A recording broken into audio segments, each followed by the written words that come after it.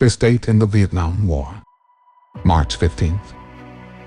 On March 15th, 1965, General Harold K. Johnson, Army Chief of Staff, reported to President Lyndon B. Johnson and Secretary of Defense Robert McNamara on his recent visit to Vietnam. He admitted that the air raids ordered by the president had not impacted the war's course and suggested assigning an American division to hold coastal enclaves and defend the Central Highlands.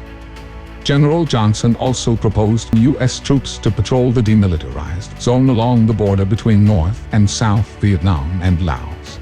President Johnson ordered the 173rd Airborne Brigade to Vietnam in May 1965, followed by the 1st Cavalry Division in September of the same year. These forces, along with the 1st U.S. Marine Contingent, which arrived in March, marked the start of a massive American buildup. By 1969, there were more than 540,000 U.S. troops in South Vietnam. Fast forward to March 15, 1973, President Nixon hinted that the United States may intervene again in Vietnam to prevent communist violations of the truce.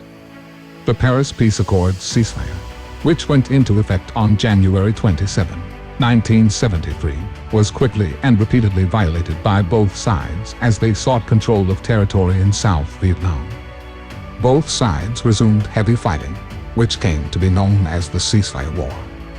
Nixon convinced South Vietnamese President Nguyen Van Thieu to sign the peace treaty, repeatedly promising that the U.S. would respond with full force should the settlements be violated by North Vietnam.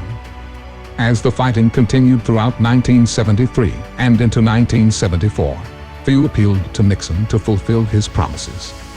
Nixon became increasingly embroiled in the Watergate scandal and resigned from office in August 1974.